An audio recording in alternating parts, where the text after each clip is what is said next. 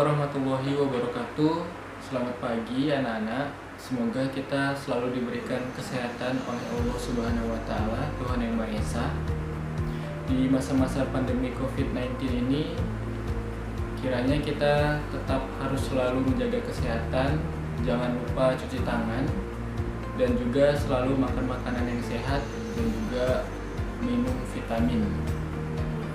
Oke, jadi pada pagi hari ini kita akan mempelajari mata pelajaran prakarya dan kewirausahaan. Tapi sebelum kita masuk ke dalam materi, tentunya saya ingin memperkenalkan diri terlebih dahulu. Jadi saya adalah Muhammad Khairun Abdillah.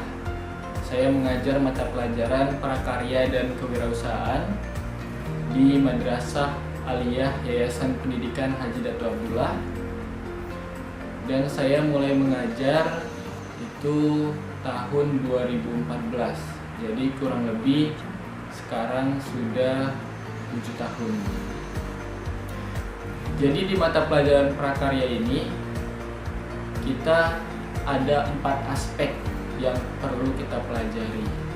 Yang pertama itu adalah kerajinan, kemudian yang kedua adalah rekayasa, yang ketiga budidaya, dan yang terakhir atau yang keempat itu adalah pengolahan.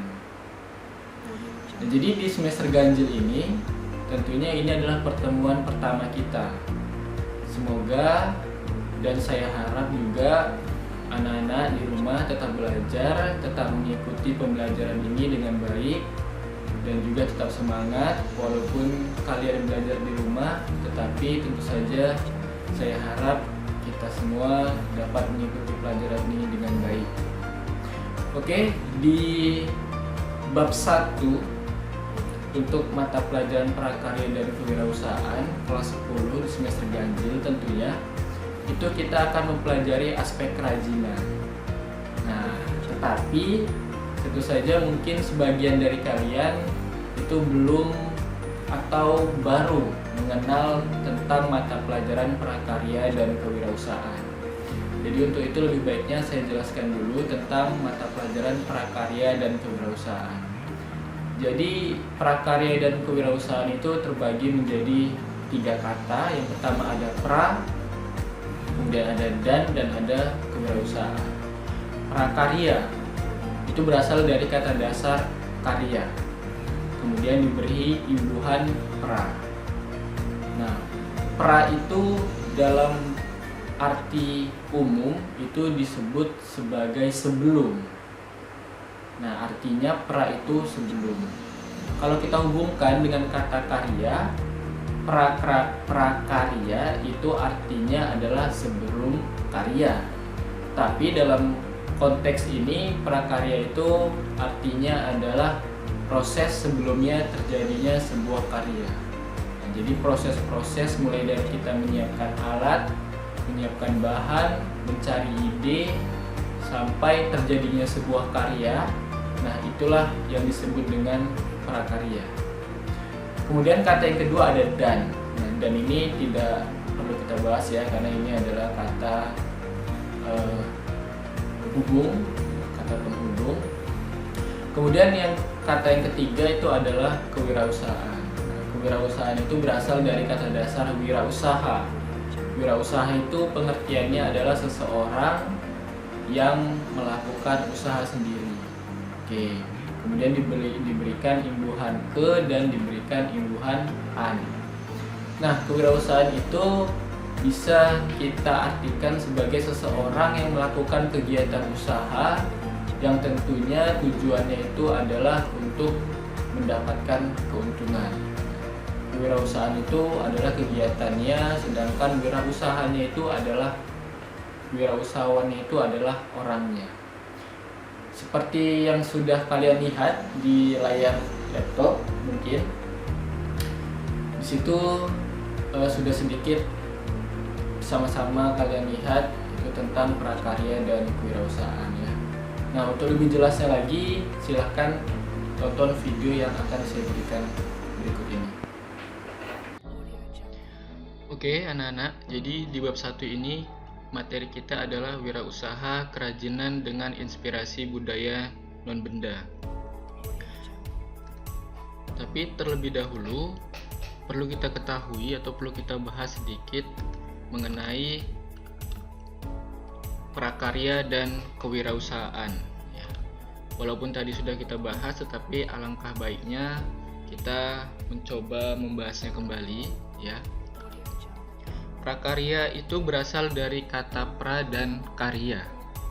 Pra itu yang artinya sebelum, sedangkan karya itu artinya adalah suatu pekerjaan, hasil perbuatan, ciptaan dari seseorang, atau dalam hal ini manusia, untuk menghasilkan barang. Nah, barangnya ini bisa dikategorikan suatu karangan, ya. Nah, jadi secara umum prakarya itu merupakan proses sebelum terjadinya sebuah karya. Nah, berarti proses sebelum seseorang itu menciptakan suatu barang atau karangan, atau dalam hal ini adalah karya. Nah, itulah pengertian dari prakarya. Oke, paham ya? Kemudian yang berikutnya adalah wirausaha. Walaupun kebanyakan dari kita sudah banyak mengetahui tentang wirausaha, tapi sebaiknya kita mengulang sedikit lagi ya tentang wirausaha. Nah, pengertian wirausaha menurut Kamus Besar Bahasa Indonesia atau KBBI itu adalah orang yang pandai atau orang yang berbakat mengenali produk baru, menentukan cara produksi yang baru, menyusun kegiatan untuk mengadakan produk yang baru, dan tentu saja memasarkannya. Nah, itu adalah pengertian seorang wirausaha menurut Kamus Besar Bahasa Indonesia. Nah, seorang wirausaha ini atau pelaku wirausaha itu biasanya juga dikenal dengan istilah entrepreneur. Nah, itu adalah kata dalam bahasa Inggris yang artinya adalah wirausaha. Kemudian yang berikutnya adalah kewirausahaan. Kewirausahaan atau dalam bahasa Inggris itu disebut entrepreneurship. Nah, agak sulit. Nah, memiliki pengertian yang lebih luas lagi dari wirausaha.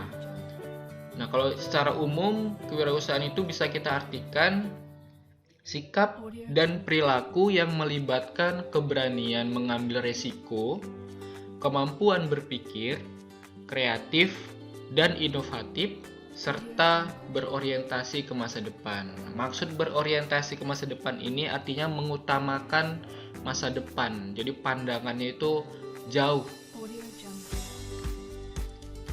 Nah, sifat seorang wirausahawan yang harus ada atau yang harus kita miliki ketika kita menjadi seorang wirausaha. Yang pertama adalah percaya diri. Nah, percaya diri ini bisa kita artikan sikap dan keyakinan seseorang dalam menghadapi tugas atau pekerjaan. Jadi kita harus percaya diri ya. Itu poin pertama untuk menjadi seorang wirausaha. Yang kedua adalah berorientasi tugas dan hasil. Nah, jadi seorang wirausaha itu wajib atau harus selalu mengutamakan tugas dan hasil dari usahanya ya, tidak boleh yang lain-lain. Yang berikutnya adalah berani mengambil resiko. Nah, berani mengambil resiko ini tentu saja harus bisa melakukan sesuatu yang belum pernah dilakukan sebelumnya. Makanya dia harus mengambil resiko. Agar apa? Agar kreativitas atau inovasi-inovasi dalam berwirausaha itu tercipta dan menciptakan produk-produk yang baru. Berikutnya adalah kepemimpinan. Kepemimpinan ini adalah sifat seorang wirausaha yang tetap atau harus ada juga. Nah, itu bisa kita artikan memiliki visi yang jelas, memiliki integritas dan kejujuran, mampu berkomunikasi dengan baik, dan juga mampu memimpin usahanya dengan baik ya. Nah, itu kepemimpinan. Nah, sifat yang berikutnya atau sifat yang kelima yang wajib dimiliki oleh seorang wirausaha, koorisinalitas atau keaslian ya. Nah, keaslian ide, gagasan, dan pemikiran dari produk yang kita buat. Nah, boleh kita mencontoh produk orang, tapi tidak boleh sangat-sangat mirip, tidak. Mungkin sebagai inspirasi bisa, tapi tidak boleh sangat mirip seperti ide dari seseorang ya, atau produk dari seseorang tersebut. Nah, yang terakhir, sifat seorang wirausahawan yang harus dimiliki adalah berorientasi ke masa depan. Nah, ini seperti yang saya sebutkan tadi, berani melihat peluang dan tantangan tidak hanya saat ini, melainkan untuk masa depan. Jadi berpikirnya itu harus sudah jauh ke masa depan ya. Itu tadi adalah sifat-sifat seorang wirausahawan yang baik ya. Nah, berikutnya kita masuk ke pembahasan materi pembelajaran kita di semester 1 bab 1 ya, tentang wirausaha kerajinan dengan inspirasi budaya non-benda. Oke, wirausaha kerajinan dengan inspirasi budaya non-benda. Ini kenapa kita belajar ini perlu kita ketahui dulu ya, karena negara kita memiliki banyak keanekaragaman budaya. Nah, budaya-budaya di negara Indonesia atau di negara kita itu semuanya dilindungi oleh undang-undang. Nah, budaya sendiri itu dikelompokkan menjadi dua. Yang pertama ada budaya non-benda, dan yang kedua ada artefak atau objek benda. Nah, non-benda ini adalah budaya yang bendanya itu tidak ada atau bukan benda. Nah, seperti pantun ya. Pantun itu kan bendanya tidak ada ya. Kemudian ada tarian-tarian daerah, itu bendanya juga tidak ada. Cerita rakyat juga bendanya juga tidak ada. Mitos, legenda, dan upacara adat itu tidak ada bendanya. Makanya itu disebut dengan budaya non-benda. Nah, yang kedua itu adalah artefak atau objek benda. Nah, artefak atau objek benda ini kebalikan dari budaya non-benda. Berarti bendanya ada, bisa kita lihat, bisa kita sentuh, bisa kita rasakan. Nah, contohnya adalah pakaian daerah ya. Kemudian ada wadah tradisional, kemudian ada senjata tradisional, dan ada rumah adat. Nah, ini bisa kita lihat di sebelah kanan. Ini adalah contoh dari objek benda, yaitu pakaian daerah, dan yang di belakangnya itu adalah contoh dari legenda atau malin kundang ya. Nah, itu perbedaannya. Yang berikutnya kebudayaan non benda atau bukan benda. Nah, ini kita bahas sedikit ya. Yang pertama ada mitos. Mitos ini memiliki pengertian adalah kisah berlatar belakang masa lampau atau pada zaman dahulu ya.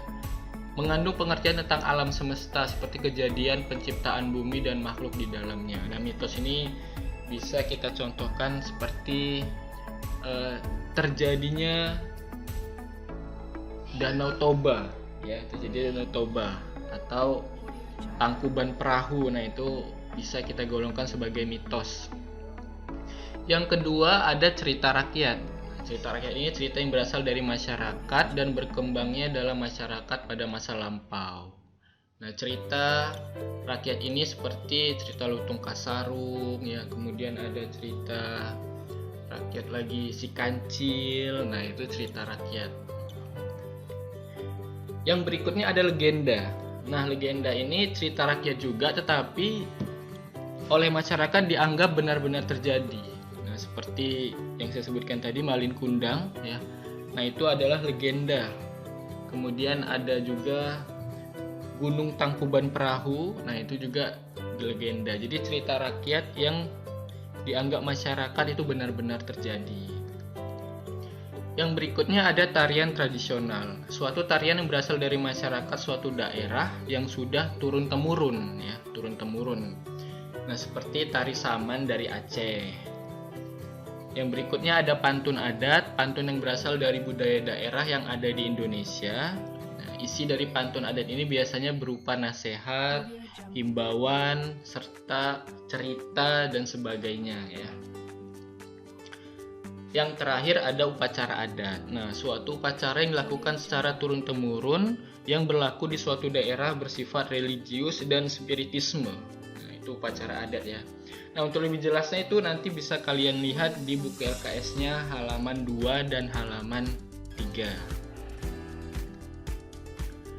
Nah, setiap daerah dapat mengembangkan kerajinan khas daerah yang mengambil inspirasi dari budaya tradisi daerahnya masing-masing ya.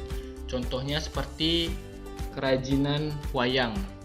Kerajinan wayang itu adalah salah satu kerajinan khas asli dari Indonesia yang telah diakui oleh UNESCO. Nah, jadi UNESCO itu adalah badan dunia, ya, organisasi dunia yang mengawasi tentang budaya-budaya di seluruh dunia. Jadi pada tahun 2003 kerajinan wayang itu sudah diakui oleh UNESCO dan diberi nama sebagai Masterpiece of Oral and Intangible Heritage of Humanity ya. Jadi kita perlu bangga juga sebagai bangsa Indonesia karena kerajinan wayang sudah diakui dunia. Kemudian kerajinan yang menjadi ciri khas Indonesia. Ada selain kerajinan wayang, ada kerajinan batik. Ya, kerajinan batik sama-sama kita ketahui yaitu adalah sebuah kain yang bergambar yang pembuatannya khusus menggunakan malam. Malam itu adalah bahan untuk menuliskan motif pada kain batik ya. Kemudian yang kedua ada kerajinan topeng, benda dari kertas atau kain plastik atau kain atau kayu, logam untuk menutupi wajah seseorang. Ini contohnya bisa kita lihat di gambar ya. Itu kerajinan topeng. Nah, kerajinan yang berikutnya ada kerajinan ukir. Nah, kerajinan ukir ini adalah barang ukiran atau hiasan yang dihasilkan oleh seseorang dengan cara ditoreh atau dipahat ya. Ini biasanya memerlukan keahlian yang sangat tinggi ya, kerajinan ukir ini. Nah, kerajinan yang keempat itu adalah kerajinan wayang seperti yang sudah kita bahas tadi ya. Jadi wayang itu terbuat dari kulit kerbau. Jadi wayang kulit itu terbuat dari kulit kerbau. Kenapa? Karena kulit kerbau itu mampu menghasilkan wayang yang kuat ya, karena kulit kerbau itu tebal. Nah, untuk lebih jelasnya lagi nanti bisa kita lihat di buku LKS-nya halaman 3 ya.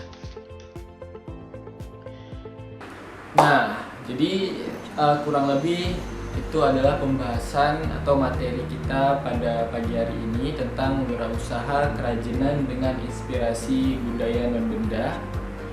Nah, untuk lebih jelasnya nanti bisa kalian ulang-ulang video ini atau kalian boleh langsung tanya ke Bapak yaitu saya melalui grup WA daring kelas kalian atau melalui chat pribadi WA saya juga tidak apa-apa ya.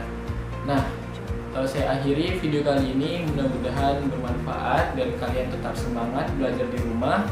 Jangan lupa kalau ini keluar rumah tetap memakai masker dan jangan lupa cuci tangan, tetap jaga kesehatan, tetap lindungi keluarga kita semua. Mudah-mudahan kita aman dan selamat dari pandemi COVID-19 ini. Saya akhiri, wabillahi taufiq wal hidayah. Wassalamualaikum warahmatullahi wabarakatuh.